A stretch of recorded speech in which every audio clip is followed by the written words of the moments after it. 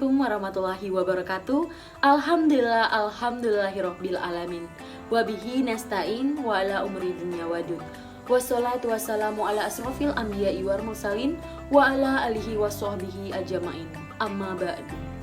Segala puji bagi Allah Subhanahu wa ta'ala yang begitu banyak memberikan kita kenikmatan, terutama nikmat iman, Islam, dan nikmat kesehatan.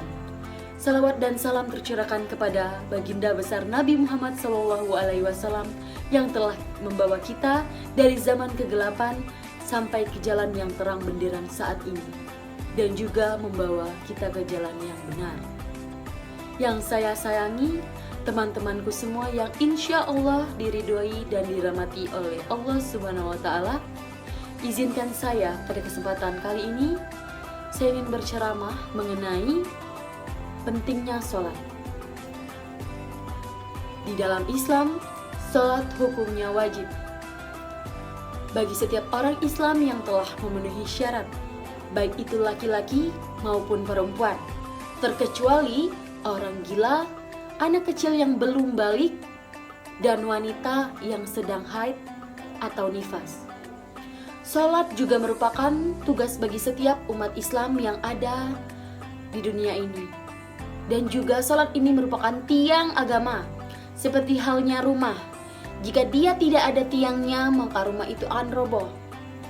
Sama halnya dengan kita, ketika kita tidak melakukan sholat sebagai tiang utamanya, maka kita sendiri akan roboh. Perintah sholat sendiri merupakan perintah yang disampaikan langsung dari Allah Subhanahu wa ta'ala kepada Nabi Muhammad SAW. Hal ini seperti yang dituangkan dalam Quran Surah An-Nisa ayat 103 yang artinya, maka dirikanlah sholat.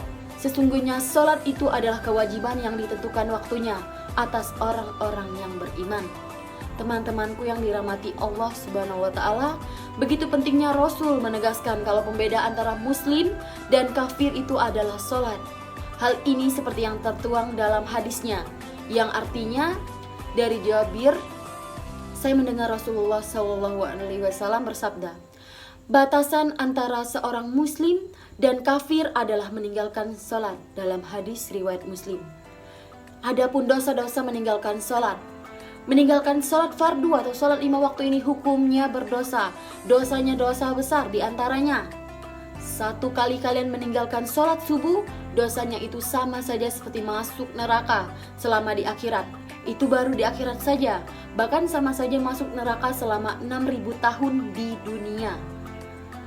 Kemudian 1 kali kalian meninggalkan sholat zuhur, dosanya itu sama saja seperti membunuh 1.000 umat Islam. Itu kalau sholat zuhur. Bagaimana dengan sholat asar? Ketika kalian meninggalkan 1 kali sholat asar, dosanya itu sama saja seperti menghancurkan Ka'bah. Kemudian ketika kalian meninggalkan sholat maghrib, dosanya itu sama saja seperti kalian berzinah dengan orang tua kalian sendiri. Dan yang terakhir, ketika kalian meninggalkan sholat isya, dosanya itu sama saja seperti selama hidupnya, dan apa saja yang dia lakukan di dunia tidak akan diridhoi oleh Allah Subhanahu wa ta'ala. Selain itu, teman-temanku yang dicintai Allah, sholat juga memiliki keistimewaan ataupun keutamaan. Yang pertama, kalian mendapatkan cinta dan ridha Allah, seperti yang diterangkan dalam Quran Surah Ali Imran ayat 31. Katakanlah Muhammad, jika kamu mencintai Allah, ikutilah aku.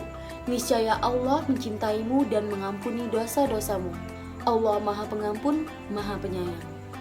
Yang kedua, kalian akan selamat dari api neraka dan masuk ke dalam surga. Sangat istimewa sekali, bukan? Diterangkan dalam Quran Surah Al-Ahzab ayat 71. Niscaya Allah akan memperbaiki amal-amalmu dan mengampuni dosa-dosamu. Dan barang siapa yang menaati Allah dan Rasul-Nya, maka sungguh dia menang dengan kemenangan yang agung. Kemudian yang terakhir, pelaku sholat disifati sebagai seorang muslim yang beriman dan bertakwa. Hal ini diterangkan dalam Quran Surah Al-Baqarah ayat 2 dan ayat 3 yang berbunyi, alladzina yu'minuna bil ghaibi wa yuqimmuna sholata wa mimma razaqnahum yunfikun. Baiklah teman-teman semua, sekian yang dapat saya sampaikan. Semoga kita selalu dalam lindungan Allah, dirahmati oleh Allah Subhanahu wa taala. Amin amin ya robbal alamin. Akhir kata saya akhiri. Billahi fisabil haq fastabiqul khairat. Wassalamualaikum warahmatullahi wabarakatuh.